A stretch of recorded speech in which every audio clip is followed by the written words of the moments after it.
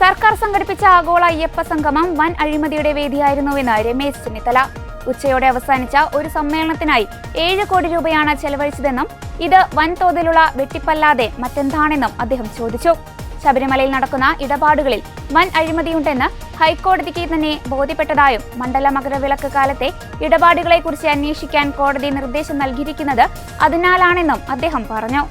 ആഗോള അയ്യപ്പ സംഗമം ഒരു വൻ അഴിമതിയാണ് എന്ന് തെളിഞ്ഞിരിക്കുന്നു. ഈ ആഗോള അയ്യപ്പ സംഗമം നടത്താൻ 7 കോടി രൂപ ചെലവഴിച്ചിരിക്കുന്നു. ഇത് വൻതോതിലുള്ള ഒരു വെട്ടിപ്പിന്റെ വേദിയായിട്ടാണ് മാറിയത്. ആകെ ഒരു ദിവസത്തെ സമ്മേളനമാണ്. ഉച്ചയോടുകൂടി ആ സമ്മേളനം അവസാനിക്കുകയാണ് ഉണ്ടായത്. മുഖ്യമന്ത്രിയുടെ പ്രസംഗത്തിന് ശേഷം ആ യോഗത്തിൽ ആളുകൾ ഉണ്ടായിരുന്നില്ല. അപ്പോൾ 7 കോടി രൂപ മുടക്കിയ ഈ സമ്മേളനം ഒരു വൻ പരാജയവുമായിരുന്നു.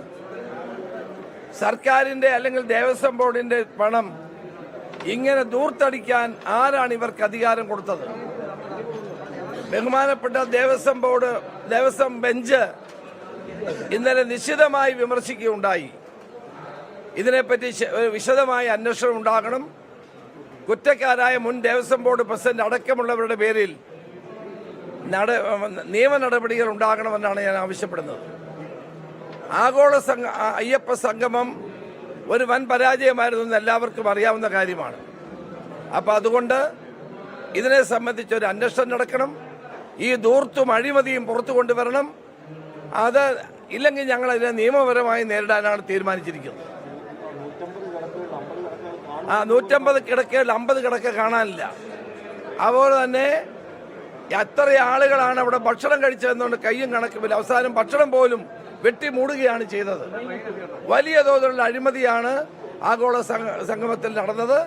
അതിലെ യഥാർത്ഥ പ്രതികളെ നിയമത്തിന് മുമ്പിൽ കൊണ്ടുവരണം.